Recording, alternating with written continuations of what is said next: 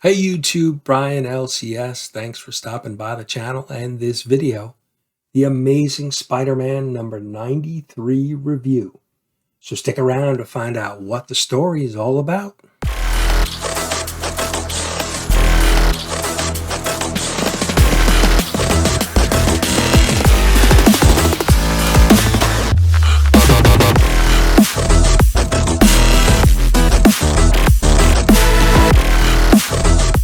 So hey YouTube, let's jump right into the review. So we start off this issue with a little bit of a flashback between Peter and Ben and Mary Jane. And we're basically seeing kind of a confrontation where Mary Jane is basically telling Ben Reilly that, he is stealing, Peter's life. And so this kind of back and forth between the two, personalities of Peter Parker. But we see that Ben is still struggling with his memories, and he doesn't recall, Aunt May and Uncle Ben. And so then we flash forward to the, current. We are at the Beyond headquarters, and Ben is confronted by the Slingers. And they're basically saying, hey, look, Ben, you can't be in the Beyond Corporation. What can we do to help you? And, Ben is saying, hey, where is Maxine? I'm here, for her. And, he basically takes out the Slingers and moves on, past them. Then we cut to Maxine Danger and Marcus. Marcus, who has been Ben's handler throughout the whole Beyond story arc. And they are, discussing, what to do. And now they realize that the second Spider-Man, Peter Parker, has shown up, and they're trying to figure out a plan to deal with that.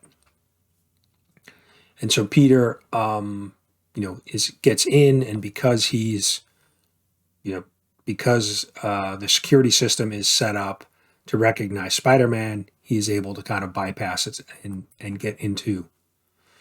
And then now we see Ben finally confronting Maxine, and Maxine is basically coming up with a plan here to try to deal with Ben so Ben doesn't harm her. And, she kind of makes him an offer saying, hey, what if we could get your memories back? And what if you could, restore everything and kind of become whole again? And Ben still doesn't buy it. And she basically says, look, you need to get those memories back from Peter. And so Ben doesn't want to have part of that. And he takes a swing at Maxine, but we see that, again, it's a hologram. And she's kind of been this hologram image of her, throughout. And so the fact that Ben cannot finalize things with Maxine, he kind of takes her up on the offer. And now we see the actual real Maxine with Marcus, and she's basically saying, hey, Marcus, you've been really good. You've been a good, help to the Beyond Corporation and myself, but your run is over and you're actually going to be killed. And so she brings in a team who's basically going to take Marcus out. And then we cut back down to Peter looking for Ben in the headquarters, and we find that Ben is actually looking for him as well. And so finally, Peter and Ben finally meet up again, and Peter is trying to just kind of talk to him calmly and say, hey, look, we can get you help. We can work this out. I want to help you. And then Ben is basically saying, well, look, I need you to put this helmet on. I need to restore, my memories, and so that I can be whole again. And now we cut back to Marcus, and Marcus is now, kind of being walked off to be, killed. And then in walks Janine to save the day. And she has stolen one of Beyond's gadgets here. That basically it's called the Infinator, and so assuming that if you shoot somebody with it, they turn into an infant, and sure enough, she shoots the kill team that's been surrounding Marcus, and boom, they turn into infants, and Marcus is saved by Janine. And so now they're saying, hey, let's, we need to go find, Janine says, hey, we need to go find Ben. So we cut back to now Ben and Peter. They're still on kind of this negotiation back and forth of saying, hey, Peter wants to help Ben. Ben wants Peter to put on this helmet to get back his memories. And Ben is growing more, agitated and frustrated with the situation. And then ultimately a fight breaks out, right? Ben has had enough. He's tired of all the things that have gone on with him, and he really wants his memory back, and he wants Peter to cooperate with him. But, Peter's saying, look, I can't put that helmet on. I don't know what it's going to do to me. And then so they start, back and forth.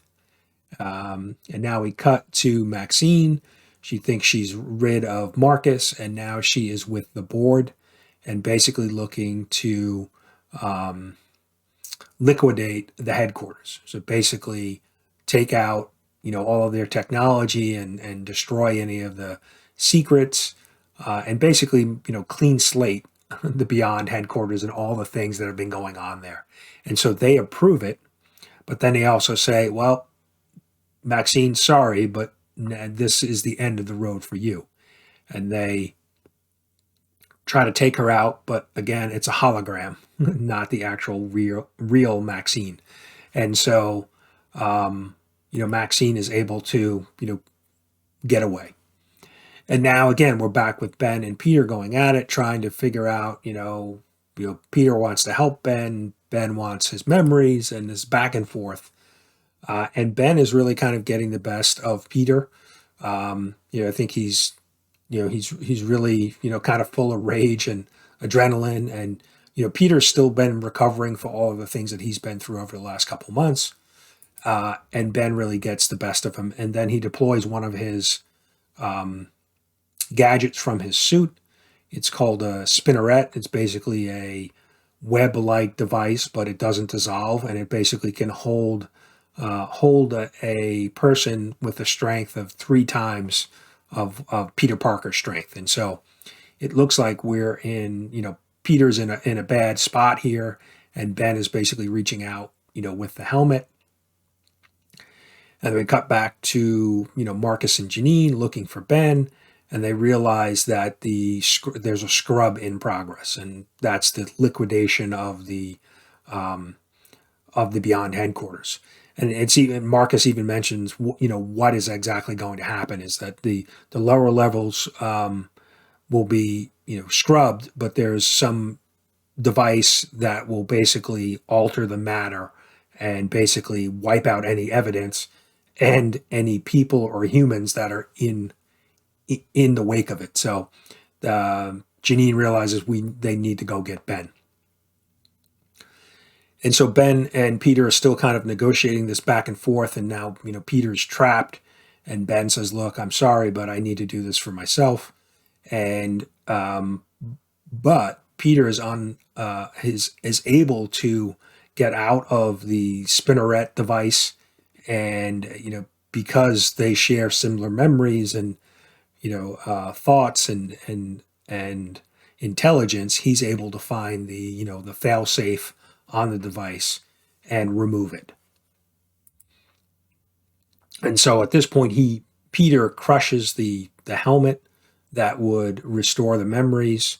And then Ben is really taken aback by it, because now he feels like he's lost all hope and he'll be unable to become, complete or, have his full memories back. And so now we can see around them that the building is starting to kind of disintegrate, and the scrub is in progress, and things are starting to dissolve around them.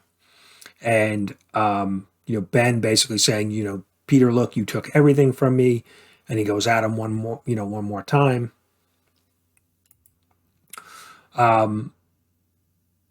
but again, now all of this, the infrastructure around them is really starting to, decompose and fall apart.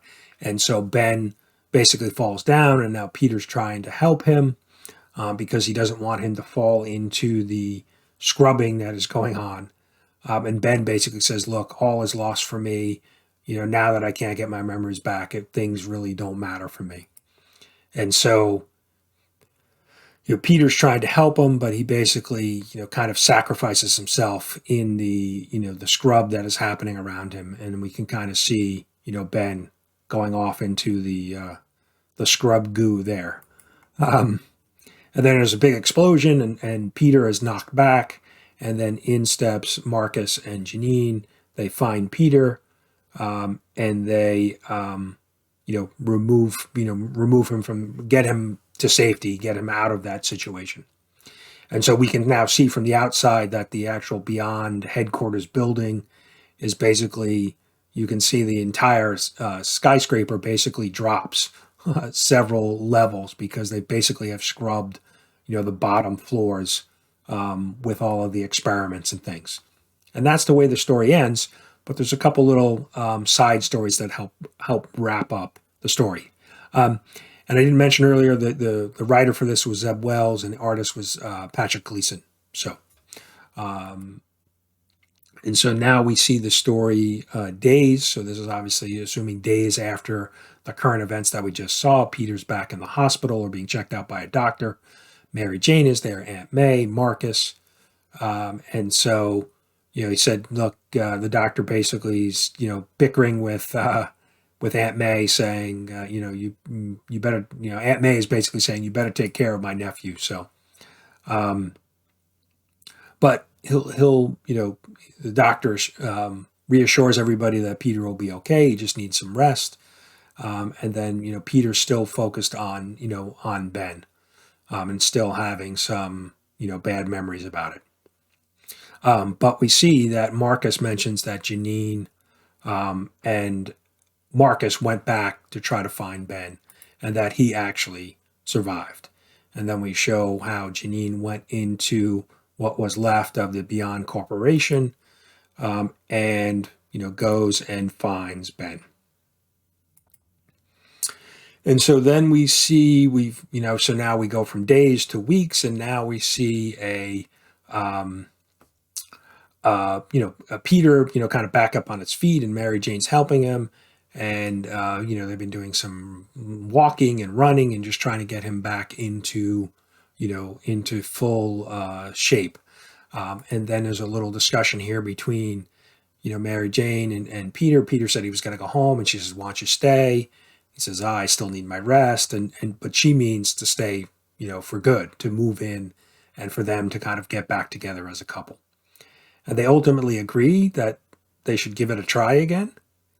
And then there is some presence from behind them, through the window, looking through them. And he says, a road of blood led to you. Come with me. And then Peter says, who are? And that's the way it ends. So, kind of a cliffhanger for the new issue. So the next we see is in a couple of weeks, we have the rebooted Amazing Spider-Man, John Romita Jr. and Zeb Wells story. So, and then we have one final little story, and it says months. So we went from days to weeks to months. And now we see, Ben Reilly, and it looks like he's still struggling with, his memories. And, he's with Janine, and then she hears a noise and realizes that he's gone. And then we introduce Ben as Chasm. So it looks like because of the memory loss and the effects of the Beyond Corporation scrub, that Ben has now become something else other than Spider-Man. And so I'm not sure where this is going to go. If this is leading into a villain of Spider-Man, or but we're introducing a different phase for Ben Reilly. So, but overall, I thought this was a pretty good story, a pretty good wrap up. they're trying to tie up loose ends. They are rebooting the series. It was a little anticlimactic, right? That Ben basically, is looking for Peter to get his memories, and it was ultimately a Maxine Danger, little trick, because ultimately she wanted to try to gain more information about Peter. That was the whole, thought behind it, at least from her perspective. But overall, this was an okay wrap up. I'll be interested to see now where the story goes in the new volume of Spider-Man. But only time will tell. It does seem like, Peter's getting back with Mary Jane, which is a good thing. I think most people agree, Spider-Man fans agree, that Mary Jane and Peter are a good combination. So we'll see. But overall, rating this book out of my 5 web system, I'll go with a 3 webs. Overall, an okay ending to the story. Ultimately, Beyond really fizzled. I mean, there was really nothing big that came out of Beyond, but I don't think we've seen the last of them. We have seen Ben now morph into, going from, a Spider-Man to, somebody who is struggling with his identity to now a new character. So we'll see where this goes. But that's it. That is my review of Amazing Spider-Man number 93, which concludes Volume 5 of The Amazing Spider-Man. So let me know what you think. Let me know down in the comments if you enjoyed the Beyond story arc and this wrap up to Volume 5 of Spider-Man. Are you planning on picking up the new Spider-Man that gets rebooted in mid-April? Let me know. Drop me a comment. Let me know what you think. But I appreciate you guys watching. Hit that like button on your way out. And we will see you with our next Spider-Man review once the new series kicks off. So thanks for watching.